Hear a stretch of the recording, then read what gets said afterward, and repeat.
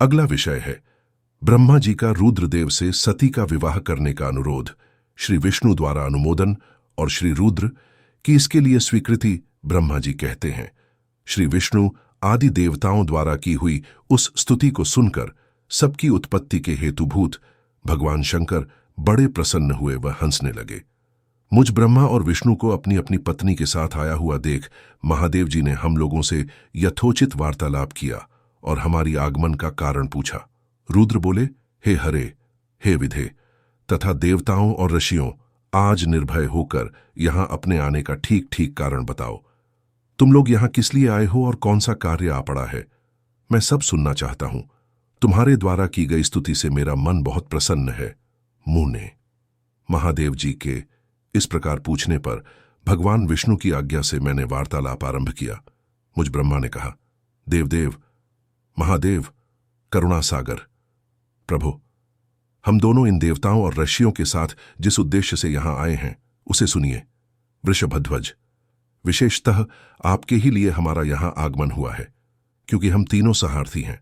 सृष्टि चक्र के संचालन रूप प्रयोजन की सिद्धि के लिए एक दूसरे के सहायक हैं। सहार्थी को सदा परस्पर यथा योग्य सहयोग करना चाहिए, अन्यथा यह जगत टिक नहीं सकता। महेश्वर, कुछ ऐसे असुर उत्पन्न होंगे जो मेरे हाथ से मारे जाएंगे, कुछ भगवान विष्णु के और कुछ आपके हाथों नष्ट होंगे।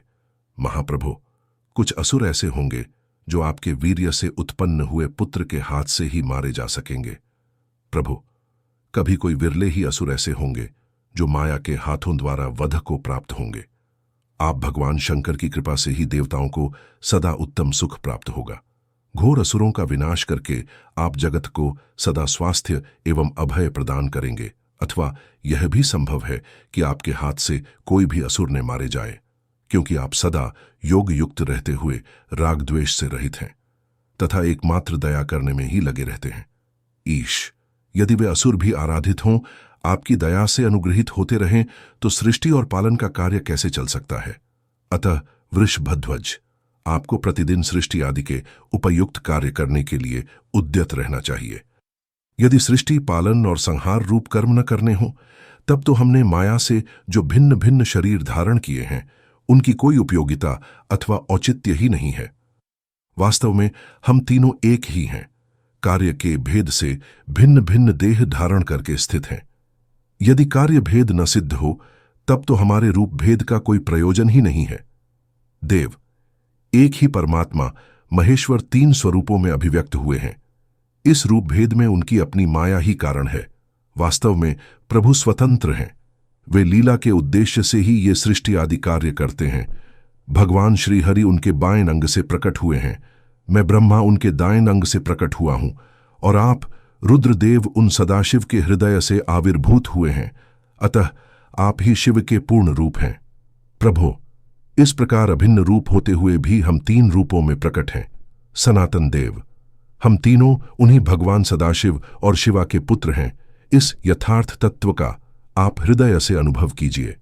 प्रभु, मैं और श्री विष्णु आपके आदेश से प्रसन्नतापूर्वक लोक की सृष्टि और पालन के कार्य कर रहे हैं तथा कार्य कारणवश सपत्नीक भी हो गए हैं। अतः आप भी विश्वहित के लिए तथा देवताओं को सुख पहुंचाने के लिए एक परम सुंदरी रमणी को अपनी पत्नी बनाने के लिए ग्रहण करें। महेश्वर, एक बात और है, उसे सुनिए। मुझे पहले के वृत्तांत का स्मरण हो आया है। पूर्व काल में आपने ही शिवरूप से जो बात हमारे सामने कही थी, वही इस समय सुना रहा हूं। आपने कहा था, ब्राह्मण, मेरा ऐसा ही उत्तम रूप तुम्हारे अंग विशेष ललाट से प्रकट होगा, जिसकी लोक में रुद्र नाम से प्रसिद्धि होगी। तुम ब्रह्मा सृष्टिकर्ता हो गए, श्रीहरि जगत का पालन करने वाले हुए, और मैं सगुण रुद्र रूप होकर संहार करने वाला होऊंगा। एक स्त्री के साथ विवाह करके लोक के उत्तम कार्य की सिद्धि करूंगा। अपनी कही हुई इस बात को याद करके आप अपनी ही पूर्व प्रतिज्ञा को पूर्ण कीजिए। स्वामिन, आपका यह आदेश है कि मैं सृष्टि करूं, श्रीहरि पालन करें और आप स्वयं संहार के हेतु बनकर प्रकट हों। सो आप साक्षात शिव ही संहारकर्ता के रूप में प्रकट हुए हैं।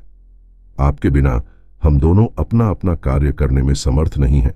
अतः आप एक ऐसी कामिनी को स्वीकार करें जो लोकहित के कार्य में तत्पर रहे।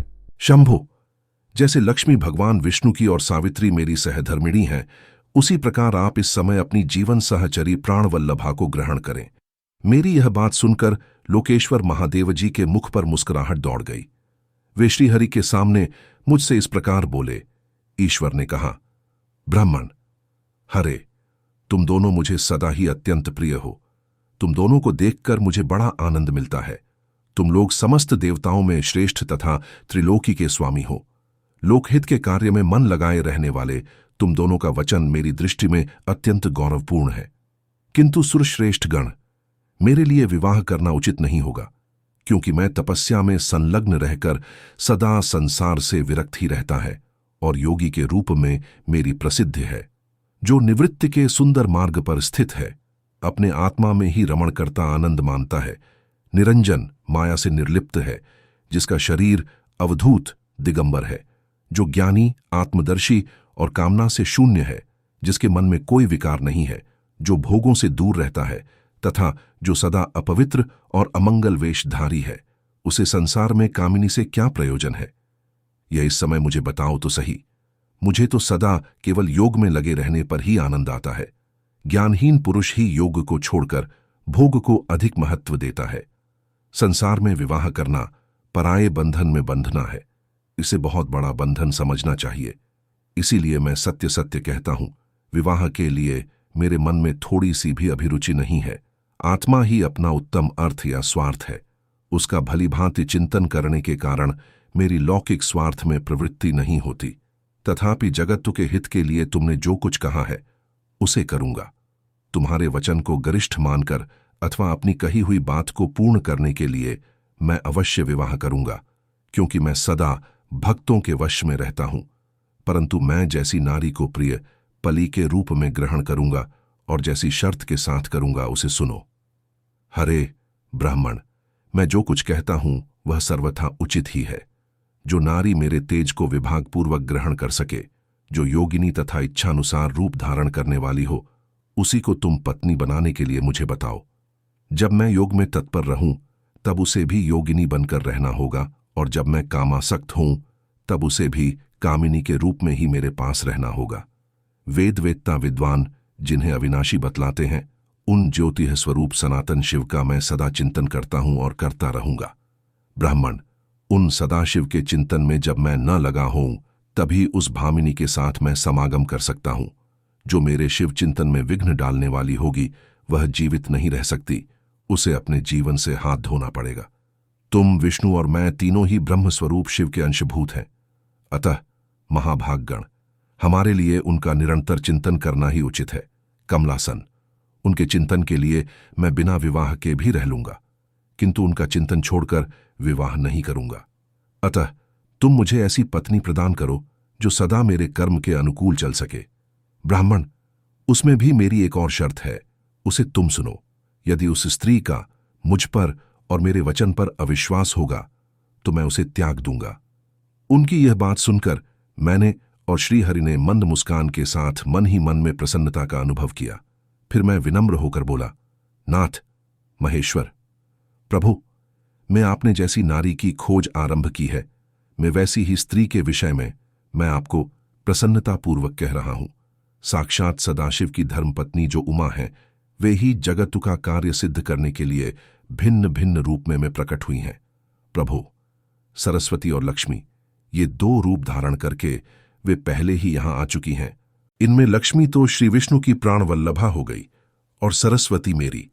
अब हमारे लिए वे तीसरा रूप धारण करके प्रकट हुई हैं। प्रभु, लोकहित का में कार्य करने की इच्छा वाली देवी शिवा दक्ष पुत्री के रूप में अवतीर्ण हुई हैं। उनका नाम सती है। सती ही ऐसी भार्या हो सकती है जो सदा आपके लिए हितकारिणी हो। देवेश, महातेजस्विनी सती आपके लिए, आपको पति रूप में प्राप्त करने के लिए दृढ़तापूर्वक कठोर व्रत का पालन करती हुई तपस्या कर रही है। महेश्वर, आप उन्हें वर देने के लिए जाइए, कृपा कीजिए और बड़ी प्रसन्नता के साथ उन्हें उनकी तपस्या के अनुरूप वर देकर उनके साथ विवाह कीजिए। शंकर, भगवान विष्णु की, मेरी तथा इन संपूर्ण देवताओं की यही इच्छा है। आप अपनी शुभ दृष्टि से हमारी इस इच्छा को पूर्ण कीजिए, जिससे हम आदरपूर्वक इस उत्सव को देख सकें। ऐसा होने से तीनों लोकों में सुख देने वाला परम मंगल होगा और सबकी सारी चिंता मिट जाएगी, इसमें संशय नहीं है। तदनंतर मेरी बात समाप्त होने पर लीला विग्रह धारण करने वाले भक्तवत्सल महेश्वर से अच्युत ने इसका समर्थन किया। तब भक्तवत्सल भगवान शंकर ने हंसकर कहा, ऐसा ही होगा। उनके ऐसा कहने पर हम दोनों उनसे आज्ञा ले अपनी पत्नी और देवताओं व मुनियों के साथ अत्यंत प्रसन्न हो अपने अभिष्ट स्थान को चले गए। इनमें लक्ष्मी तो श्री विष्णु की प्राणवल्लभा हो गई और सरस्वती मेरी अब हमारे लिए वे तीसरा रूप धारण करके प्रकट हुई हैं। प्रभो, लोकहित में कार्य करने की इच्छा वाली देवी शिवा दक्ष पुत्री के रूप में अवतीर्ण हुई हैं। उनका नाम सती है। सती ही ऐसी भार्या हो सकती है जो सदा आपके लिए हितकारिणी हो। देवेश, महातेजस्विनी सती आपके लिए, आपको पति रूप में प्राप्त करने के लिए दृढ़तापूर्वक कठोर व्रत का पालन करती हुई तपस्या कर रही है। महेश्वर, आप उन्हें वर देने के लिए जाइए, कृपा कीजिए और बड़ी प्रसन्नता के साथ उन्हें उनकी तपस्या के अनुरूप वर देकर उनके साथ विवाह कीजिए। शंकर, भगवान विष्णु की, मेरी तथा इन संपूर्ण देवताओं की यही इच्छा है। आप अपनी शुभ दृष्टि से हमारी इस इच्छा को पूर्ण कीजिए, जिससे हम आदरपूर्वक इस उत्सव को देख सकें। ऐसा होने से तीनों लोकों में सुख देने वाला परम मंगल होगा और सबकी सारी चिंता मिट जाएगी, इसमें संशय नहीं है। तदनंतर मेरी बात समाप्त होने पर लीला विग्रह धारण करने वाले भक्तवत्सल महेश्वर से अच्युत ने इसका समर्थन किया। तब भक्तवत्सल भगवान शंकर ने हंसकर कहा, ऐसा ही होगा। उनके ऐसा कहने पर हम दोनों उनसे आज्ञा ले अपनी पत्नी और देवताओं व मुनियों के साथ अत्यंत प्रसन्न हो अपने अभिष्ट स्थान को चले गए। ओम नमः शिवाय।